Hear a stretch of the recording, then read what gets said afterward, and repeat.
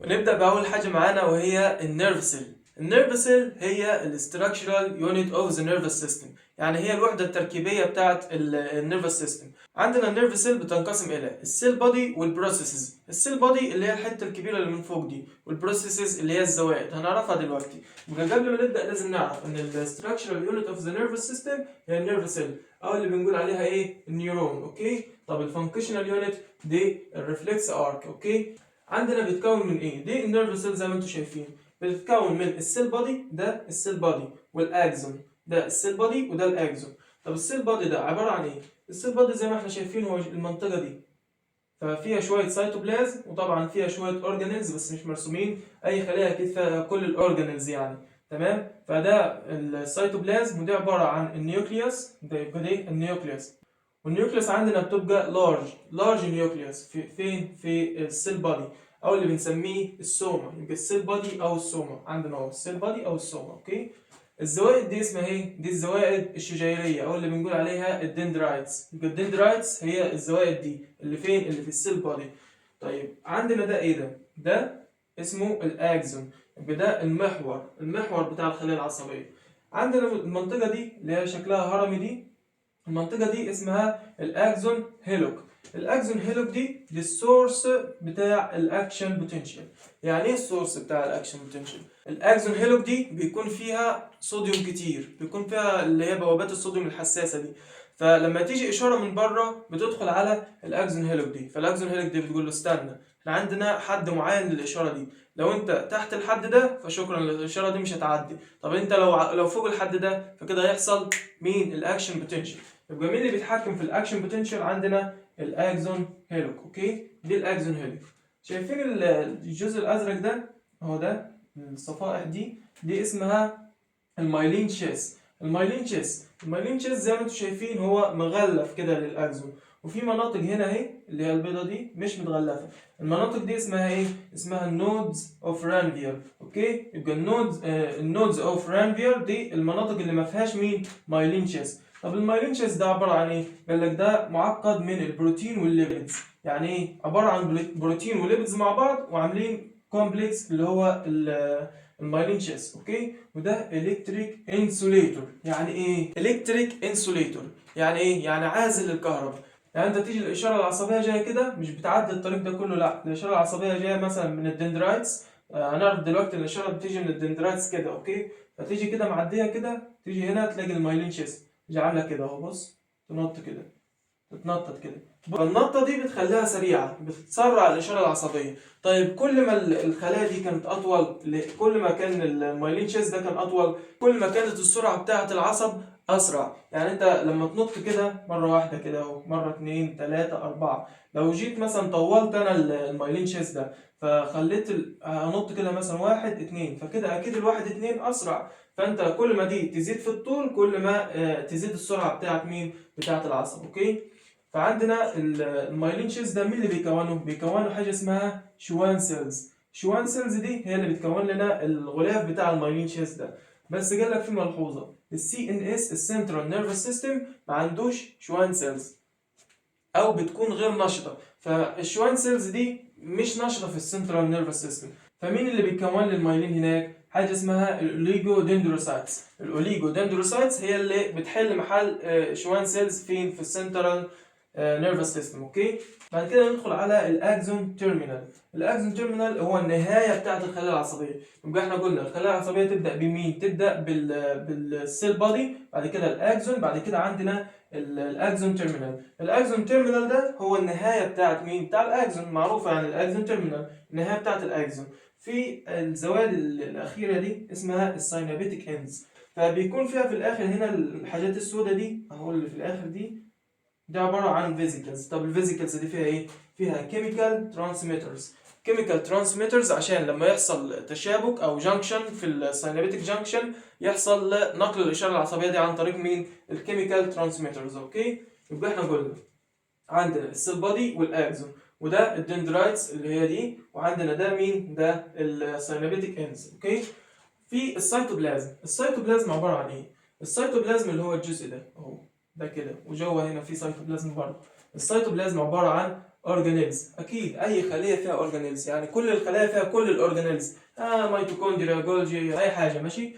فعندنا النيورو فايبرلز. النيورو فايبرلز دي بتعدي فين؟ في الزوائد دي اللي هي عندنا البروسيسز، وبتعدي في الاكزون. فدي وظيفتها ايه؟ دي وظيفتها سترينز وترانسبورت، عباره بتقوي الخليه العصبيه وبتنقل الاشارات. تمام. بعد كده عندنا حاجه اسمها النيزل بوديز. النيزل بوديز دي قال لك وصفها في الكتاب large triangular masses. فيها كميه كبيره من ال RNA، ومش موجوده فين؟ في الاكزون هيلوك. يعني الاكزون هيلوك ده ما فيهوش نيزل بوديز. النيزل بوديز دي بقى قال لك في زياده الاكتيفيتي او نقص الاكسجين بيحصل لها ايه؟ بيحصل لها تحلل، بنسميه ايه ده؟ كروماتولايزس. اوكي. كروماتولايزس ده يعني ايه؟ يعني مفيش نيزل بادي. يبقى النيزل بادي بتتحلل لما يحصل ايه؟ لما يزيد اكتيفيتي او ينقص اكسجين، او لما يحصل اصابه. احنا عارفين ان النيرفس سيل دي بتدخل في مرحله الجي زيرو من ايام السيل سايكل. بتدخل في مرحله الجي زيرو، ما بتطلعش منها، يعني هي ما بتنقسمش، الخليه العصبيه ما بتنقسمش. بس لو حصل مثلا قطع هنا، في الفايبرز عادي، يعني الاكزون، عرفنا ان الاكزون اسمه فايبر عادي، يعني اهو الاكزون نيرف فايبر. فلو حصل قطع في الاكزون هنا عادي بيحصل ريبير للفايبر، بس ما يحصلش ريبير لمين؟ للسيل. يعني مثلا لو جيت هنا كده وعملت كده او قطعت هنا، خلاص السيل ماتت. انما لو قطعت في الفايبرز هنا عادي بيحصل ريجينيريشن. الريجينيريشن ده النيزل بودي ده مسؤول بشكل كبير عن الريجنريشن. يبقى الريجنريشن نزل بادي ده لما بيتحلل امتى؟ لما يحصل قطع او في زياده اكتيفيتي او في نقص اكسجين. بس لما يحصل قطع عرفنا ان مين اللي بيعوض ده؟ النزل باديز. اوكي. يبقى كده خلصنا محتويات السيتوبلازم، قلنا الاورجانيلز والنيوروفايبريلز، وعندنا النزل باديز. اوكي. كده عندنا السيل بروسيسز اللي هي الزوايا، قلنا والله عندنا الدندرايتس وعندنا الاكزون. وفي نهايه الاكزون قلنا عندنا الساينابيتيك اندز، وده الجزء ده كله كده اسمه ايه؟ الاكزون تيرمينال. اوكي. اللي هو النهايه بتاعه الاكزون. اوكي. قلنا تاني اهو الدندرايتس قال لك بتزود السيرفيس اريا. طبيعي انت بتزود السيرفيس اريا عشان تستقبل ايه؟ اشارات اكتر. السيرفيس اريا بتزيد عن طريق مين؟ الدندرايتس. قال لك امبالس توردز ذا بادي، يعني بتنقل الاشارات العصبيه ناحيه البادي، السيل بادي، يعني هي بتجيب من بره كده وتنقل كده. بعد ما تنقل كده طبعا بينزل في الاكزون، يعني اهو كده الاتجاه بتاعه ناحية مين؟ ناحية السيل بادي. يبقى towards السيل بادي، towards مهمة جدا.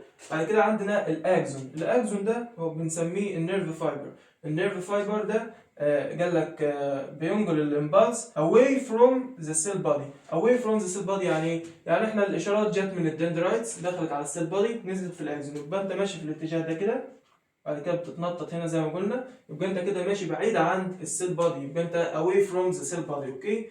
وطبعا زي ما قلنا الاكزون هو عباره عن اكزون سلندر وعن المايلين شيس. الاكزون سلندر اللي هو ده، والمايلين شيس اللي هو الحتت دي، ودي شوان سيلز اللي هي النقط السوداء دي، هي دي شوان سيلز. مش عارف باين ولا لا، بس هي دي شوان سيلز. اوكي. بعد كده عندنا important remarks، حاجتين عايزين نتكلم عنهم او مصطلحين عايزين نتكلم عنهم. المصطلحين دول هم ايه؟ الاكسايتابيليتي. يعني ايه اكسايتابيليتي؟ قال لك ability of response to stimulus. يعني ايه؟ قال لك هو قدرة الخلية العصبية على الاستجابة للمثير او الستيمولس عن طريق ايه؟ عن طريق حاجة اسمها الاكشن بوتنشال. يعني ايه؟ يعني مثلا حصل تغير في مادة كيميائية، في فعل ميكانيكي، في إشارة كهربية، تعرف تستجيب للمثير ده. اوكي. وعندنا الستيمولس نفسه ده قال لك ايه؟ ده sudden change، يعني تغيير مفاجئ. وده ليه 4 انواع: الالكتريكال والكيميكال والثيرمال وعندنا الميكانيكال. دول ال4 انواع بتوع مين؟ بتاع الستيمولس. يعني ممكن يكون كيميائي، حركي، مش عارف ايه، دول 4 انواع. اوكي. يبقى قلنا الاكسايتابيليتي، قلنا دي الابيليتي اوف ريسبونس للستيمولس. طب الستيمولس ده عباره عن ايه؟ الكتريكال وكيميكال وثيرمال وميكانيكال. اوكي.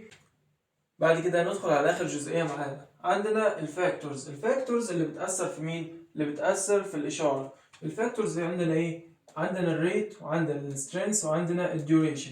الريت اللي هو المعدل، السترينث القوه، الديوريشن المده. فاحنا هنعمل علاقه ما بين السترينث والديوريشن، فالعلاقه تطلع علاقه ايه؟ عكسيه. علاقة عكسية. بص المنحنى عامل كيف؟ فانت عندك السترينث عكسي مع الديوريشن. فانت لو جالك الاشارة اللي جات لك دي، لو جات القوة بتاعتها عالية جدا، فيبقى عندك الديوريشن صغيرة جدا. اديك مثل عملي، مثلا زي ايه؟ واحد صاحبك بتهزر معاه، فانت جيت وانت بتهزر معاه قمت ساكعه كف كده، فساكعه كف بس كف محترم كده اللي هو بشو كده، الساوند افكت ده طبعا ما علينا. عطيته كف جو كده، فصاحبك الطبيعي العادي جدا هتلاقي صاحبك جام عطاك علقة محترمة. طب لو انت جيت مثلا قعدت على صاحبك تعمل له كده كده، هو قال لك بس، عمل لك كده بس، عملت له كده بس، فخدت وقت كبير عبال ما عصبته، فهو اخر ما يزق يجي جاي ايه ضربك برضه. يبقى في كلا الحالتين هتتضرب، بس لو انت ضربت صاحبك ضربة جامدة هتلاقيه في نفس اللحظة جاي مرد لك الضربة. طب لو قعدت تترخم عليه وتضرب بشويش كده فهتلاقيه خد وقت اكبر عبال ما يتعصب. نفس الفكرة، انت عندك لو السترينث عالي تمام فالديوريشن هتبقى قليله، علاقه عكسيه. طب لو عندك السترينث قليله، انا بص اقل سترينث هنا هتلاقي الديوريشن ماكسيمم. اوكي، فعندنا الاعلى سترينث دي عندها المينيمال تايم او اللي بنسميه يوتيلايزيشن تايم، يبقى هو اقل تايم عندنا. اوكي، وعندنا اقل اشاره بنسميها المينيمم سترينث او بنسميها الريو بيز او المينيمم سترينث، فاحنا بنسميها ار اللي هي اختصار لمين؟ للريو بيز. اوكي، فالريو بيز دي عندنا هي اقل سترينث، اقل قوه لمين؟ للاشاره. طيب لا، عندنا حاجه تاني مصطلح للاثنين ار. الاثنين ار دي بنسميها مين عندنا؟ بنسميها كروناكسي. بنسميها ايه؟ كروناكسي دي بنستخدمها فين؟ بنستخدمها في الكومبير. كومبير ايه؟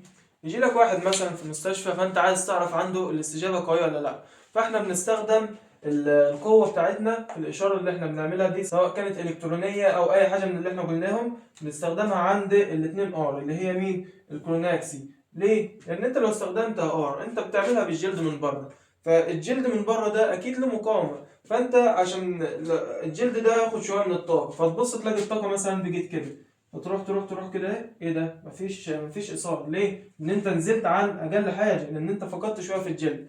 طيب لو انت عطيته الاثنين ار، لو فقدت شويه هتيجي مثلا هنا ايه ده؟ في استجابه. هتيجي مثلا هنا تحت شويه في استجابه.